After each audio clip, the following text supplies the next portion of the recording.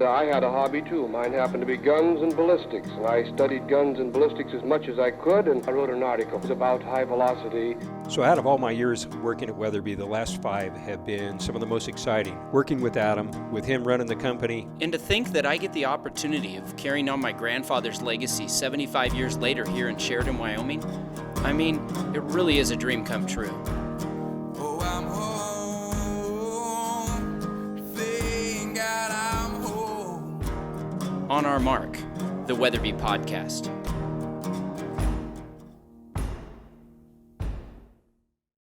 All right, On Our Mark, the Weatherby Podcast, episode a lot.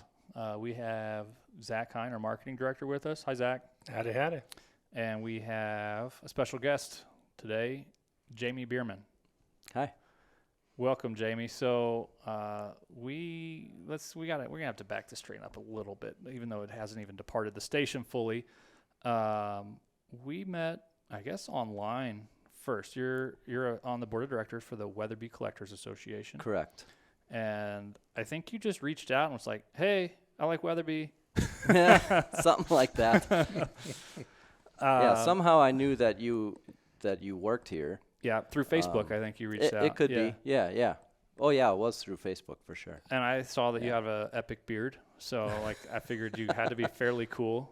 So that was a good start.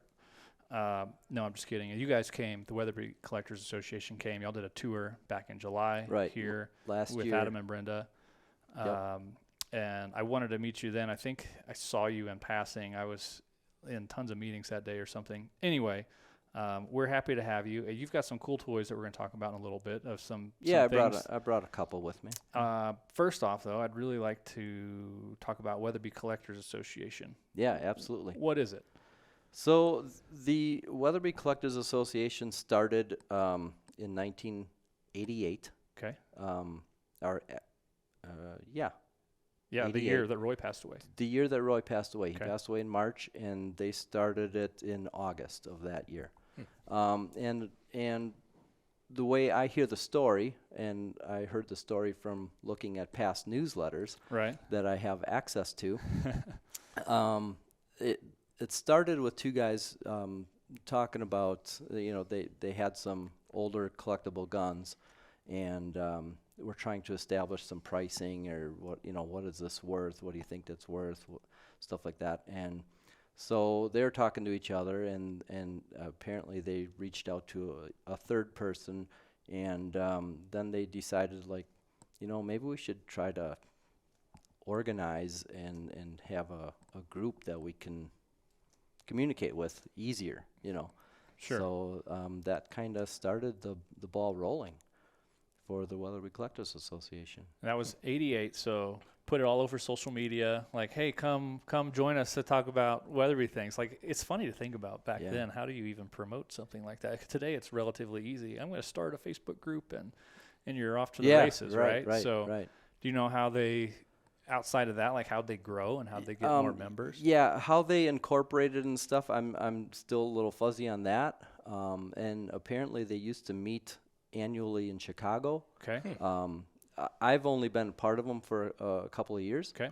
And the last number of years is from what I'm hearing of recent history of 10 years plus.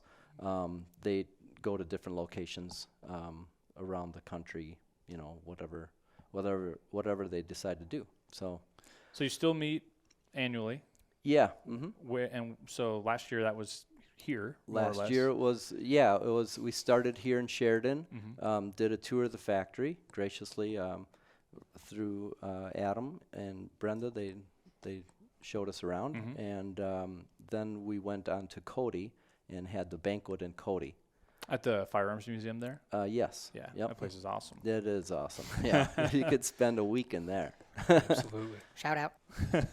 How many active members do you have? We have about 180, give or take. It fluctuates a little bit, but that's about it. And we're always looking for more. That's the biggest thing. Is this 180 doesn't sound like much, and it's not. And sure. There's a lot more Weatherby owners out there. One of the things I wanted to say is, it says Weatherby Collectors Association, if you own a Weatherby, I don't care if it's, you know, an old Southgate or if it's a Japanese model or a German model or if it's something you just picked up yesterday. If you have one, you have a Weatherby that is collectible. Yeah, and you got to take it in. Yeah, Right. exactly. So, you know, you're welcome to join. You know, that's the big thing. Is we're always looking for some fresh blood. You know. So what do you guys typically do at your annual meetings? So every year we have a meeting. Last year was in Cody. This year it was in Tulsa. We just finished that one up, and we have a board of directors meeting. We have a membership meeting, and then we have a banquet. We have a silent auction. We have a regular auction. People donate stuff, and it can be anything from a hat to, you know, a signed book or there's all kinds of stuff. You know, whatever somebody wants to donate or purchase, and Can we give you one of our signed like 75th anniversary books signed by Adam that you can use? I'm doing this on the podcast to make sure you don't just keep it yourself. So no, you can use it at the accountability there. I already have the 75th anniversary book. Did Adam sign it? Yes. Awesome. Of course. All right. Why well, wouldn't so you can have another one. That'd be cool. That would be awesome. Yeah, I would definitely donate to for the auction for sure. Awesome. Good. That'd be great. Thank you so much. Yeah, I think we can make that happen pretty easily. So if somebody's interested, like how can they find out more information, or what should they do? The easiest way is go weatherbycollectors.com. That's going to be the easiest way. That's our website, weatherbycollectors.com. Are we supposed to look at the camera or not? You know, it's up to you. I don't, because we want to have the conversation, but every once in a while I glance at it. It's hard not to. Yeah, I know. So if they had an old Weatherby, maybe they inherited a Weatherby, what resources does the Collectors Association have to help them know more? We have a number of members that are up there in years that they know. Yeah. And you can reach out to them. We're a friendly group. We'll tell you everything we know about it. And, you know, since Weatherby doesn't do the certificate of authenticity anymore, that's kind of a bummer. We'd love to see that come back, but and hopefully someday it will. But, yeah, these guys, they know their stuff.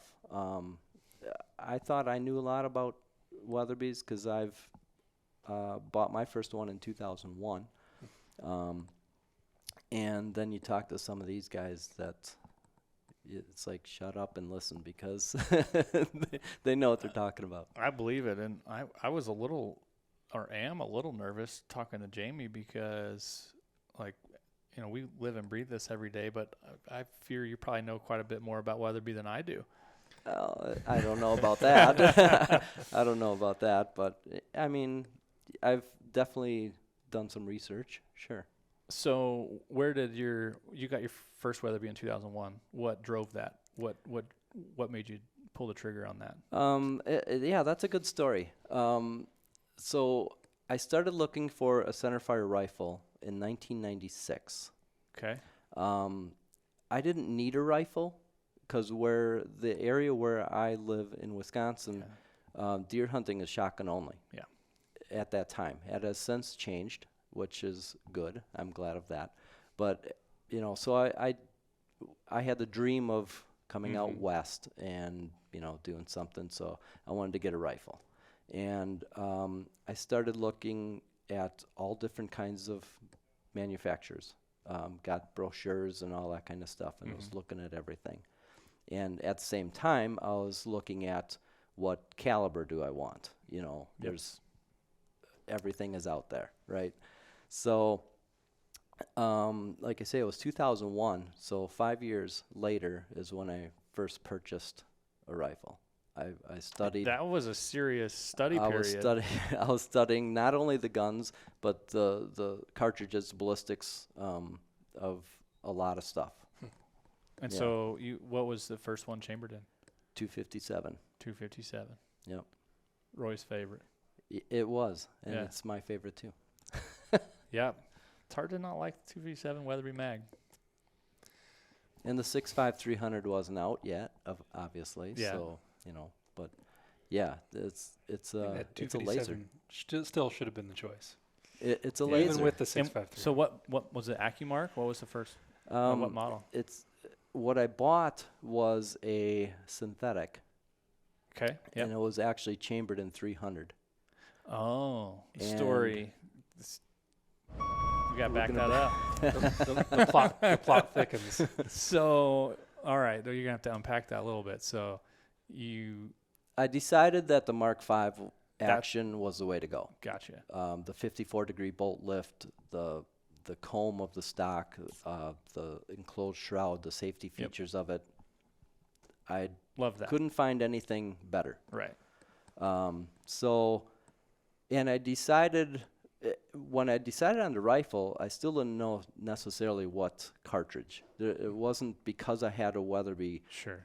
rifle that I wanted to get a Weatherby cartridge. I wanted to get the best cartridge that was out there. Right. I had read an article from one of the gun writers about 3 guns to do everything from like prairie dogs to your biggest bears or whatever. And I'm like, I'm a poor man. I can't afford 3 rifles. But maybe I could do it in 2. Right. And I don't care about prairie dogs, because if I want to shoot a prairie dog, I could do that with a 22. Yep. So I was looking for 2 cartridges that would be able to Cover it all. Cover it Yeah. all. And it was a 257, and my next one was a 3378. Gotcha. And it just happens that the Weatherby cartridges, were the best. So that's what I had to go with. Still are, and with few exceptions. Yeah. So Yeah, amazing cartridges. How many years later, the 257 is still Reigns supreme. the king of the 25s, 75, 7. Yeah. Yeah, a lot of years later. Yeah, yeah. Pretty awesome. It's So- wild, and like 257, 300 were both like early on, Yeah. and And both sti- still it's batting pretty yeah. well. Right. Yeah. Yeah. Yep. So getting back to the story then, I had bought the 300 because that's what was available. And I knew that I was going to re-barrel it into a 257. So brand new gun, a synthetic. Like I say, at that time, I think I paid $750 for the rifle. Just like today. Yes, yes, just like today. Had I known, I would have bought a truckload of them. But yeah, so I got the synthetic in 257 because I needed the action. And in hindsight, if I had to do it again, I probably would have bought a used gun Because you But- were just looking for the action. because right? I was just looking for the action. But then of course you don't know what kind of abuse it would have gone through. So Sure. I got a new rifle, and then I sent it out to Douglas Arnold Arms. Shout out. Shout out. Arnold Arms in Washington, they are not in business anymore, but at the time they were taking rifles and accurizing them. Gotcha. Yep. And so I sent the action out to him, and they put on a Krieger cut rifle barrel, chambered in the 257, shipped it back to me. I bought an AccuMark stock through Bell & Carlson. Yep. Bolted that on, and I created a custom rifle. Your first Frankenmark. Right, Awesome. exactly. That's foreshadowing for what we're going to talk about in a little bit. Right. So were you like a pretty serious tinkerer on like other hobbies? If this was your first bolt action, like I think for most people that it's their first rifle, they don't. Usually Maybe just buy necessarily- something off the rack. Yeah, you just like go with what already exists. Or you definitely don't buy something with the intent to tear it completely apart. Yeah, I Yeah. think like I do that now, but I didn't start there. So what was your background before that? Like, that's just curious.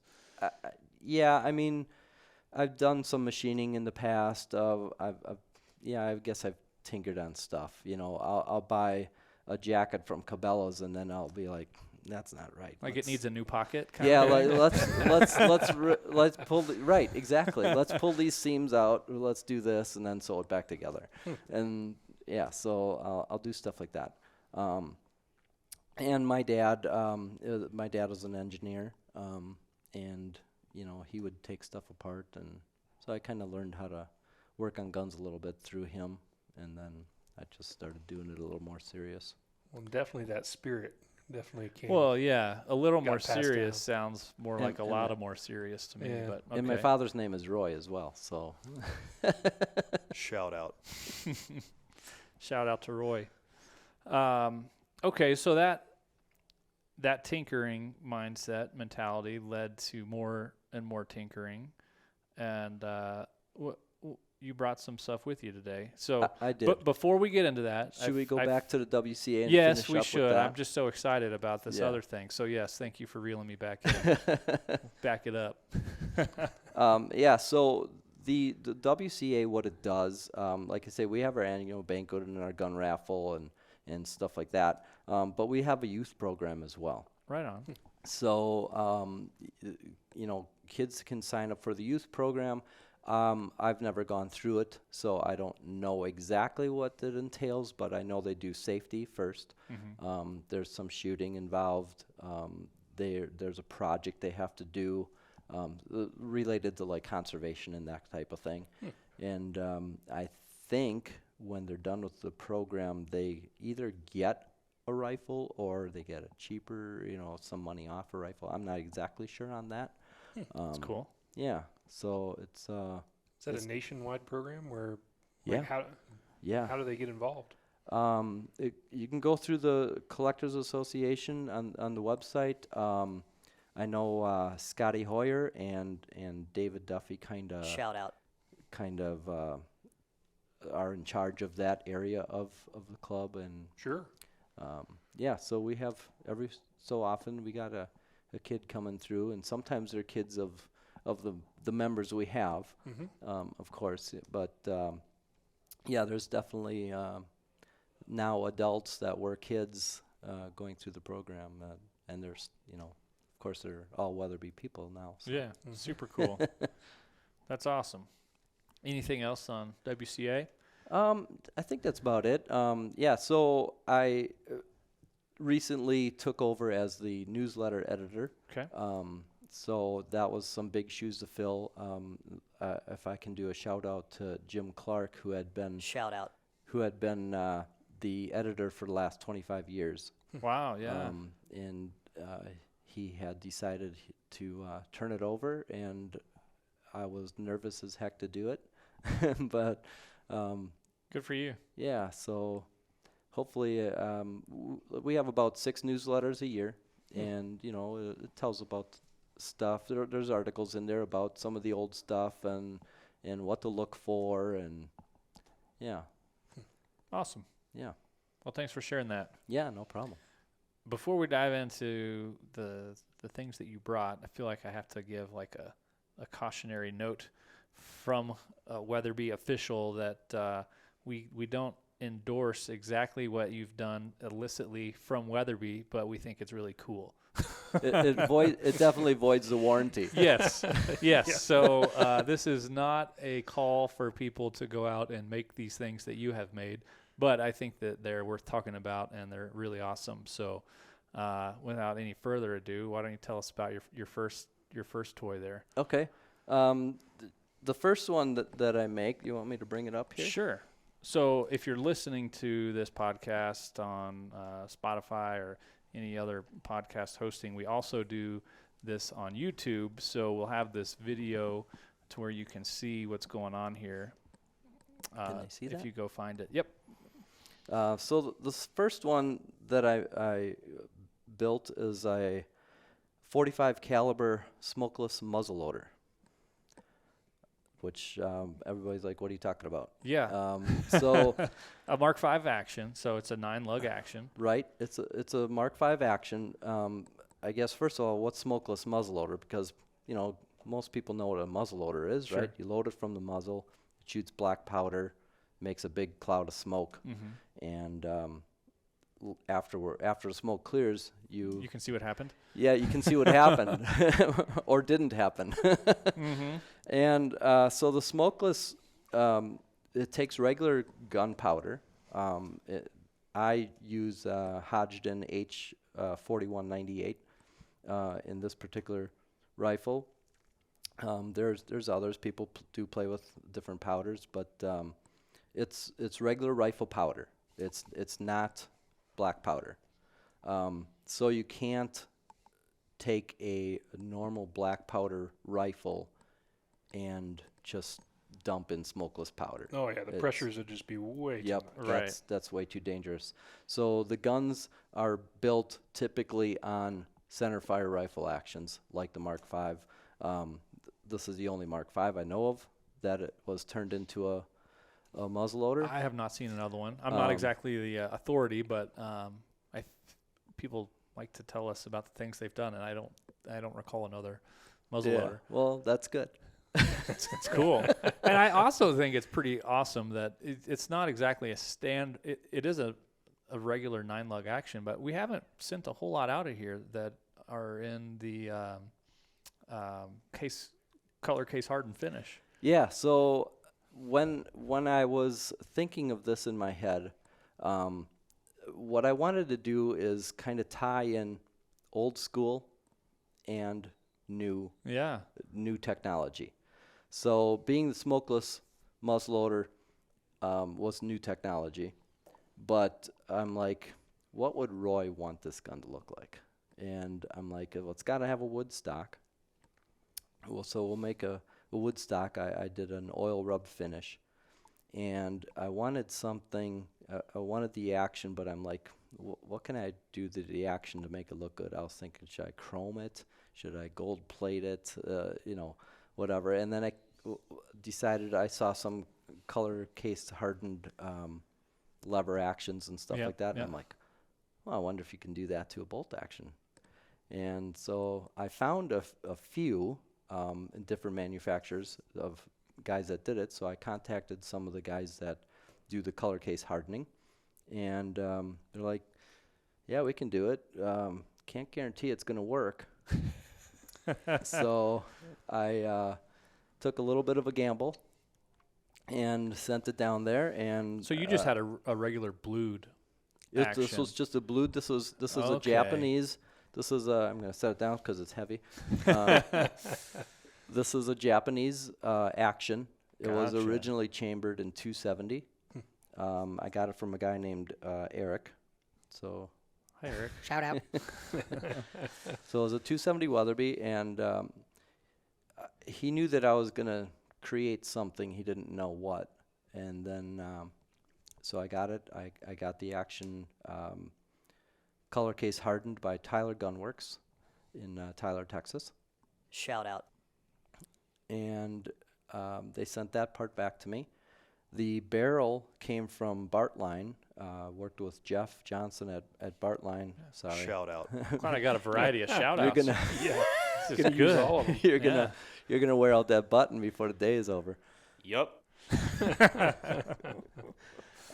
So I went to Bartline Barrels, and they do make barrels for a few of the guys that are building these smokeless muzzleloaders. Okay.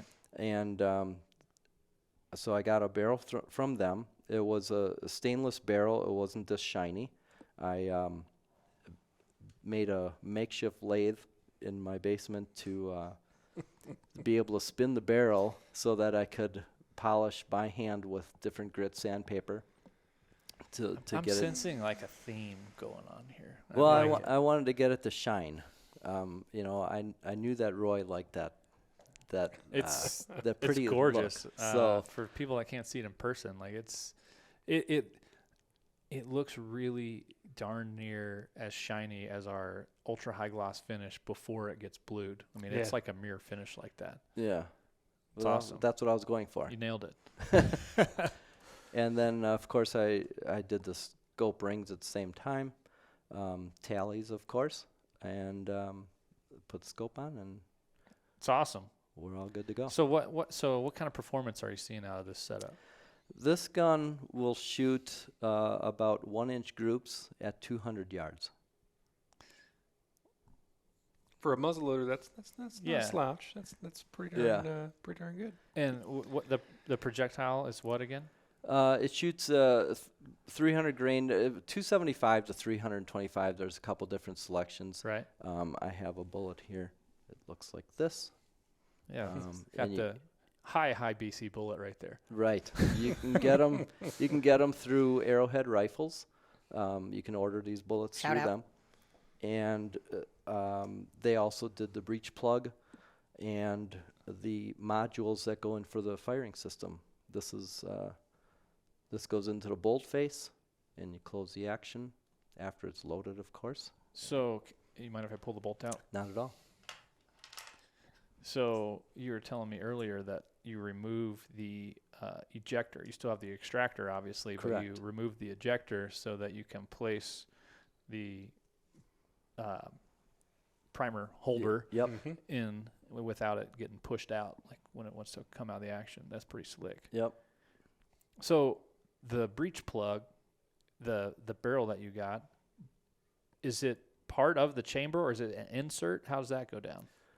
The breech plug? Yeah. It screws out. You It can just screws in and out. I mean, we could screw it in and out right here if you wanted to. It's kind of Interesting. a little greasy, kidding. but Yeah. That's Yeah. cool. Honestly, I'm not a muzzleloader guy. I wasn't either. You just decided, hey, yeah. I'm going to get into muzzleloading, so I'm going to make the only one that ever existed. I've What can never- I do with a Weatherby that I haven't seen I've done? never had a muzzleloader, so and I never wanted black powder because I didn't want all that extra gear that goes with it.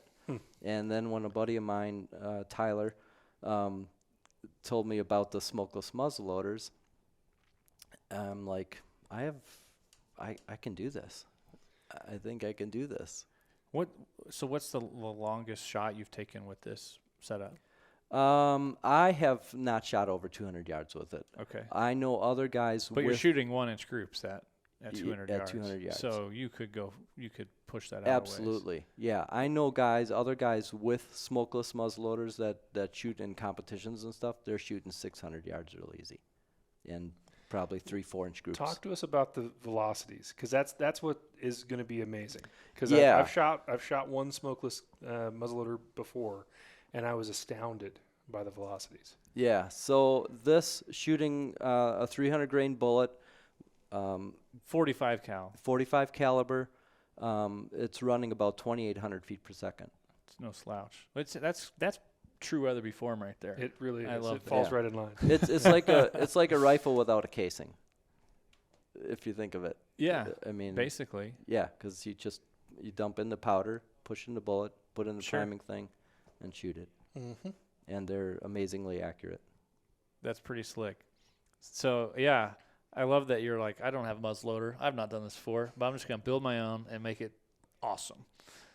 That's And super cool. Probably one of the more intimidating styles of muzzleloader to make because of the pressures and because of the Yeah, all that's involved, especially Yeah. the priming I system. did a bit of research ahead of time before I tackled this project. But yes, I mean that's why I say you got to build them if you're going to build them, or even the ones that you see for sale that they're building them on rifle actions, center Sure. fire actions. Sure.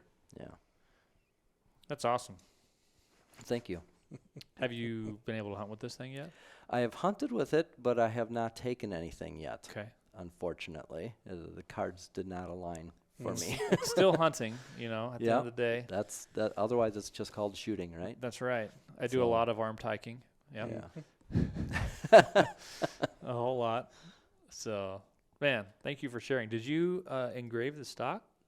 I did not. I actually got the stock through Jim Clark, who Shout out. he does a lot of Weatherby stuff. Okay. He has a site, Western Hunter Classics, I think, that he does a lot of stock work and stuff. Yeah, it's gorgeous. Now, he did not do the stock work on this. He had a stock. The thing is, the barrels are a heavy contour, like a 460, Yeah. 416. It's a number 4 contour at least. Right. It's slightly larger. Yeah. So I told him when I went looking for a stock and I knew I wanted wood stock, I called him And I said I need a number 4 contour stock.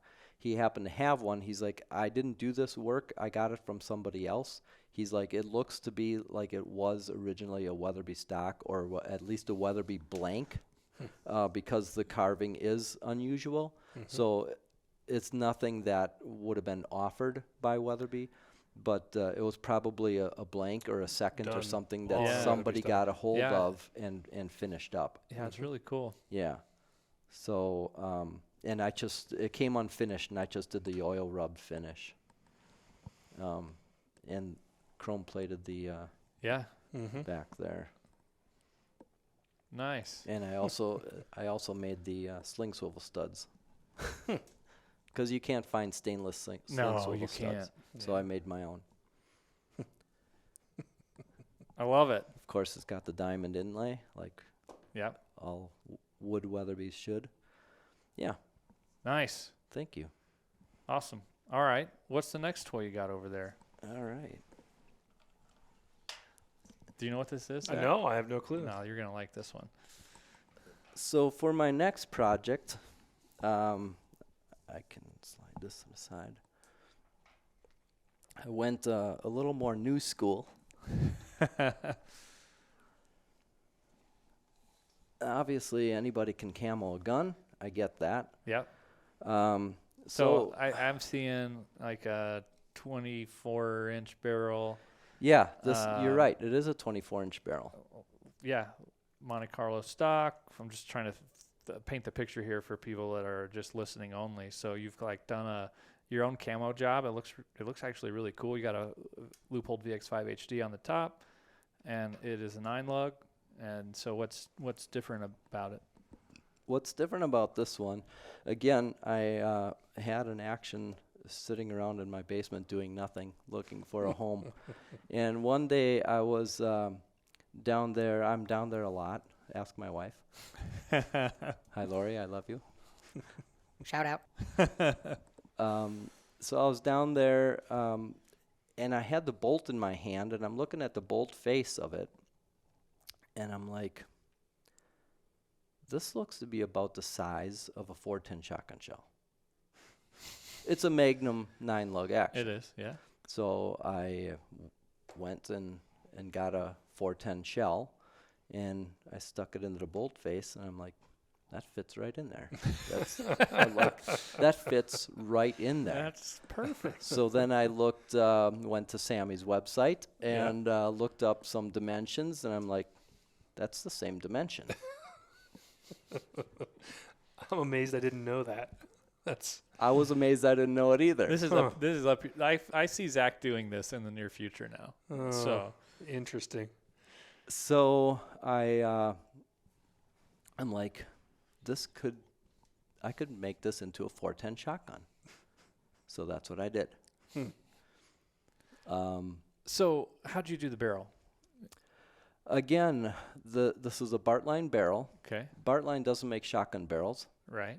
This is the only shotgun barrel that has been made from Bartline for a consumer.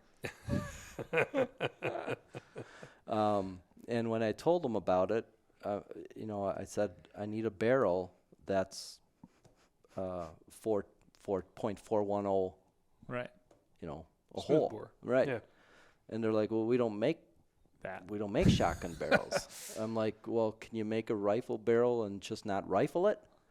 'Cause that's all I need. Yeah. Just That's when- actually easier, I think. when it gets to the rifle process, just skip stop. it. Skip there.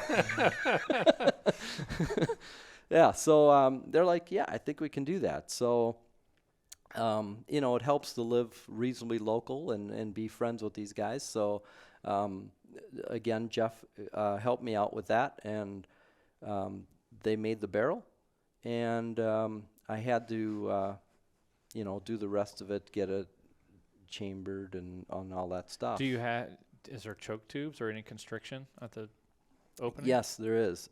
There is a choke tube. I love it. So it is, you can screw that off. Oh, no kidding. Oh my gosh! I was Oh looking my at just gosh. the end. So It's almost like a little suppressor type attachment. I've got about 3.5 inches almost here. Again, I'm thinking outside the box. Yeah. Choke Look tubes at that. choke not tubes always constricted. screw into Yeah. the barrel, Yeah. right? Yeah. And I'm like, why is that? Nobody knows.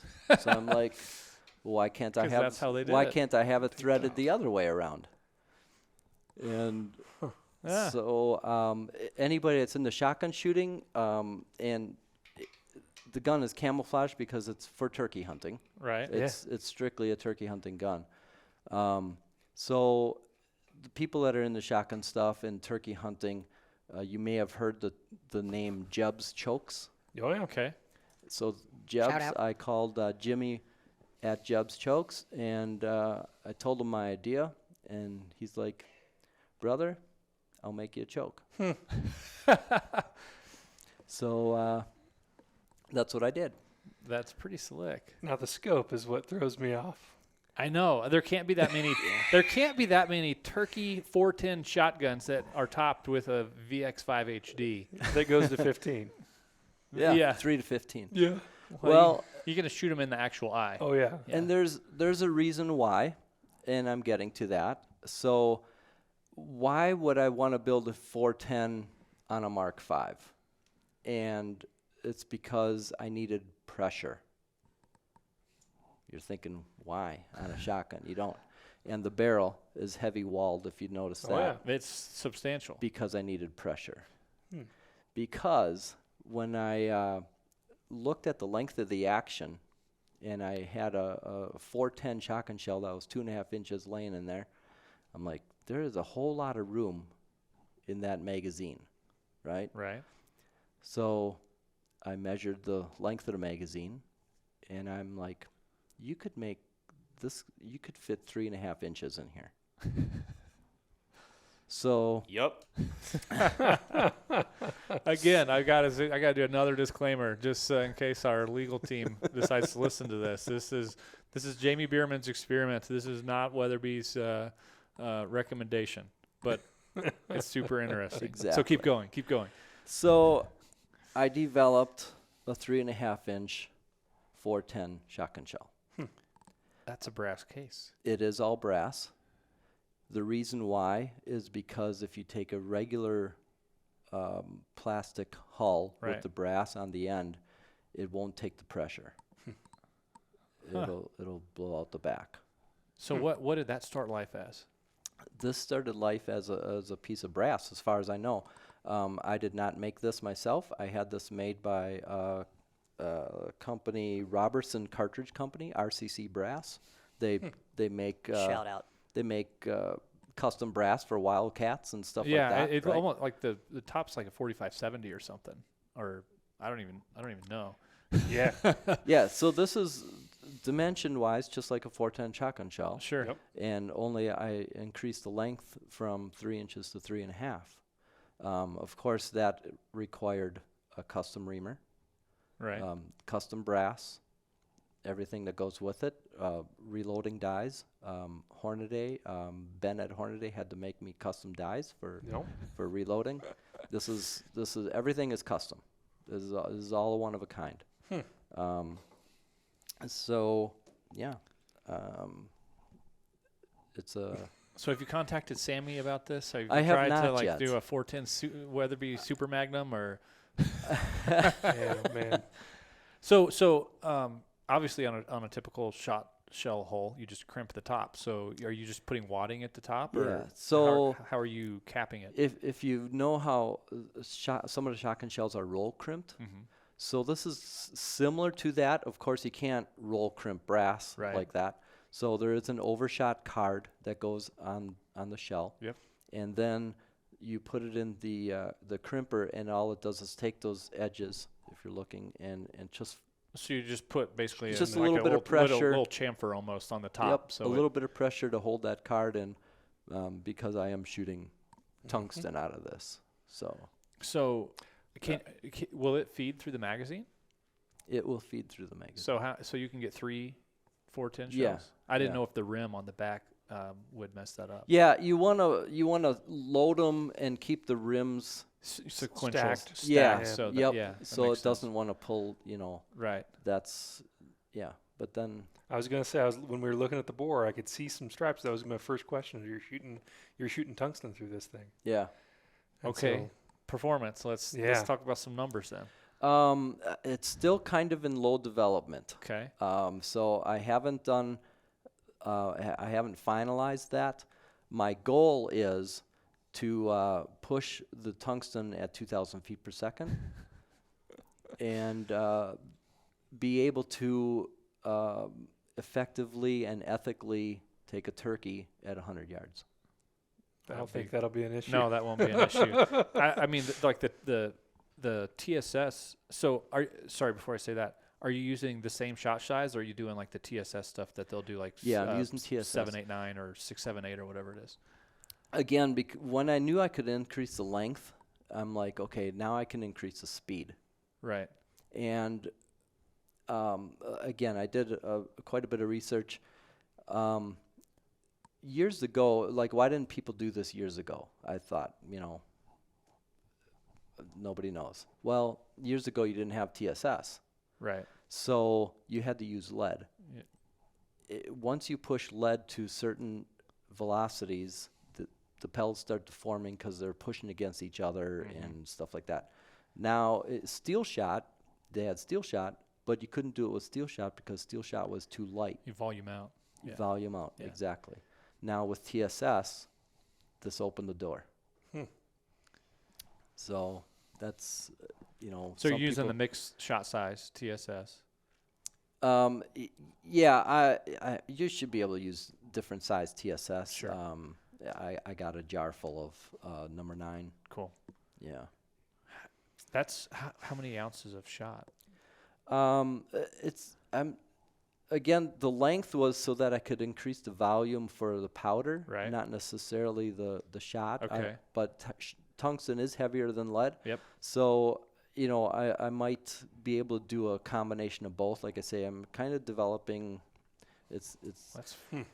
Yeah, I've got to think, in my head that you can probably do a little bit of both, which would be curious if you can get the amount of shot that would fit, like, say, in a 20 gauge out of a 410 with more velocity. Like, that's kind of crazy. And I think as you start pushing velocities, I'd be super curious to see what happens in the bore, because that tungsten is brutal stuff. I mean, and as the velocity goes up and as it starts shoving that packet of pellets tighter together, they're gonna score the bore. But I mean, it's still going to be one heck of a. Yeah, I'm going to be making my own wads as well. Yeah, of course. Well, yeah, because they don't make a wad for that. for For it, sure. and For sure. To have something made like with injection molds and stuff is That's too not- yeah, expensive. that's- not feasible. Right. So I do have the little machine shop in my garage that I'm going to just hand make wads. Yeah. So. Man. So, yeah, if you can hit 2,000, that'd be pretty cool. It would be very cool. Yeah. So what's the next step on this thing?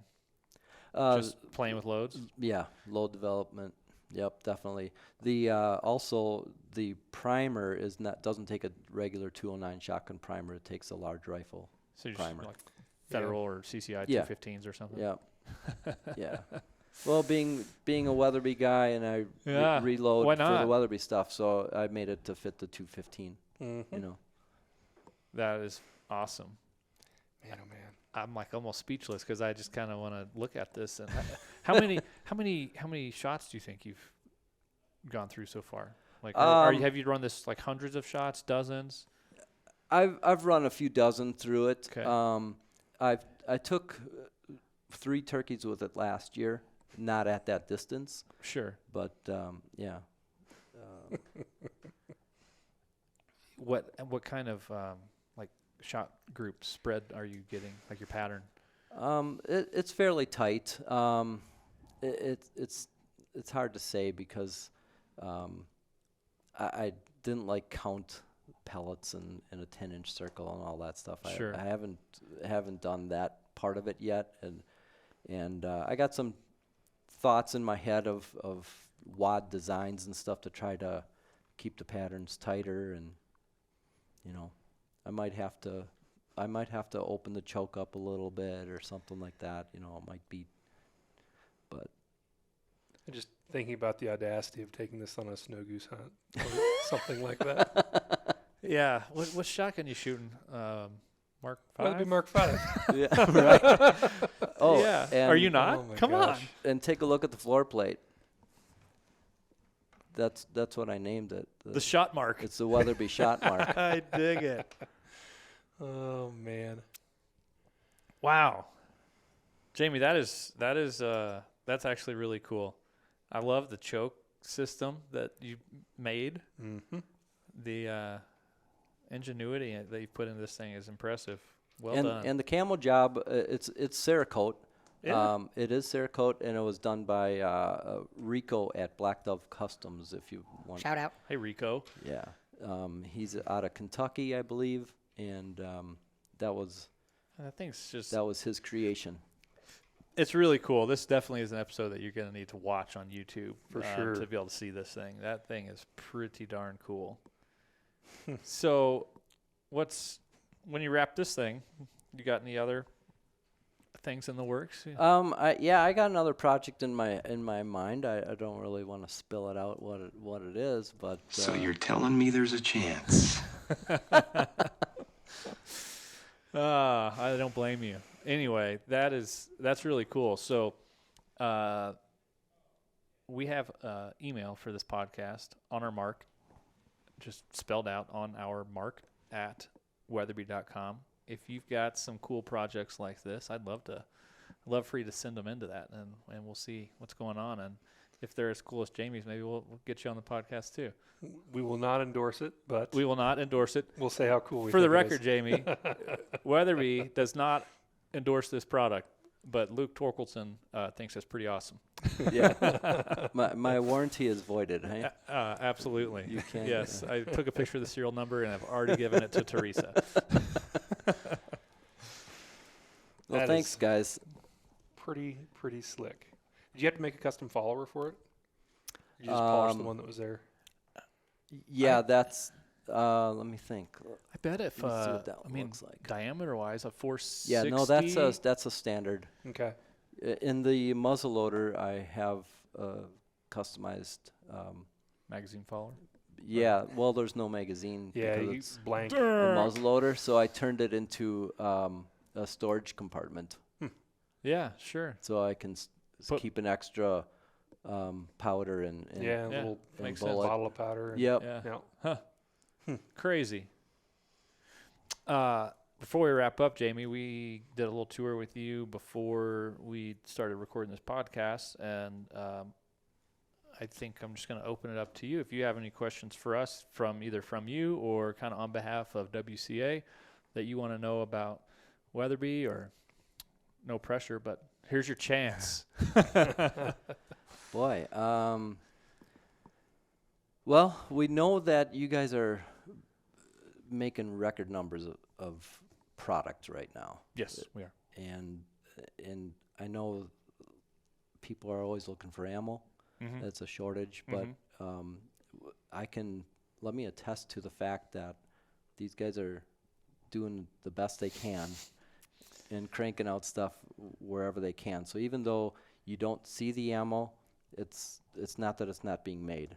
Yeah, we have definitely made more than in 2021. We made by a long shot more than we've ever made and shipped it before. It's going somewhere. Yeah, It's yeah. weird. Well, and guys that were normally buying a box or two are buying Correct. 3 or 4 or 5 because they're afraid that they can't find it next time. I will say this: if you do see it on the shelf of what you want, get enough. Yeah. Buy 2 boxes, Yeah. though. Don't buy 5, because there will be another guy that needs 2 boxes.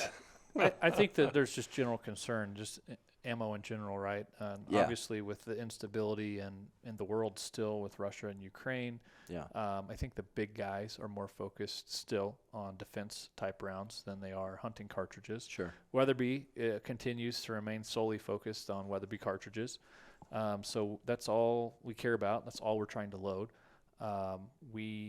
Adam really put a lot of work in late last year, and we have a lot of components here now and more coming at the end of this month. And we're going to be cranking out way more than we even did last year, which was a banner year. So I think by hunting season, with few exceptions, we will have supplied much more than we have in previous years of pretty much every one of the major popular rounds. Most people don't realize, like the safari type stuff, the 378, 416, 460. Right. We do those on a hand press. It just, they're so big. The overall volume's not big enough for us to set them up on the big commercial loaders. So we've had the hand presses going the last couple of weeks. We're getting that stuff out, and then we're getting the high runners, the 2D7, 300 Weatherby, 6.5, 300, 6.5 RPM. We've already shipped a ton of that this year, but more's coming just in the next couple months. Nice. Yeah. So do you know of, and maybe you can't say, like new, I don't want to say new products coming out, but maybe new calibers that you'd have, or anything like that in line? Yeah, so here's what I would say to that is we try to keep that stuff pretty close to the vest, but we moved to Wyoming in 2019. That same year, we revamped completely the Mark V line. That's when the backcountry stuff came out. 2 years later, we've got the backcountry 2.0 at the end of 2021. We launched the 6.5 RPM back in 2019. It's the last cartridge that was officially launched. The 338 RPM was announced back in January because we wanted to launch that in January of 2021. We're sitting here the beginning of April of 2022. Yeah. We still don't have production brass. That's what we're waiting on. So everything got pushed back a year, just like me getting loading dies custom made. Whereas normally I could have called Hornady and had them done in a few weeks. In a normal market, getting custom stuff is challenging. In this kind of market, it's near impossible. So when we are going to a brass manufacturer, people actually form the brass, and we say, hey, we got this new cartridge we want to load. And they're like, you're funny. We'd have to stop making 6.5 Creedmoor for a little while. We can't do that. We can just run continuously right now. Why would we stop our stuff and run you some sample pieces that's highly disruptive to the process? So that's the battle we've been up against. That said, with what we've done since we've been here, basically 2 new cartridges, several new models of Mark Vs, completely revamped the Vanguard line, the 18i shotgun. We're very, very far from done. So I think later this year there will be some really cool new things that come out, if not the very beginning of 23. My whole background, most of my career has been in product development. It was never easy, but I always kind of prided myself on like being able to make a timeline and hit it. I can no longer do that because when you start relying on all these other companies to make brass or to get projectiles, and everybody on standard items is 6, 9, 18 months out, it's just as you've experienced, it's so hard to get not run-of-the-mill items from somebody right now. So that's made production of new items very hard, but the R&D team downstairs has grown substantially. We've got a lot of engineers, and like I said, we're far from done. I think everybody's going to be pretty happy. Cool. Cool. I know some from being on Facebook quite a bit and hearing from other Weatherby enthusiasts. I know stuff they'd like to see. I know they'd like to see a 6-lug action in the left-hand version. Okay. Um, Done. yeah, Soon. awesome. I'm not left-handed, so it doesn't Yeah. affect It me is. at It's, all. it's but the number one ask yeah. that we get. Nice. So it's probably been too long, but it will be, unless something crazy like we just talked about goes down. It'll be this year. Yeah. The over and under. You guys are still making that?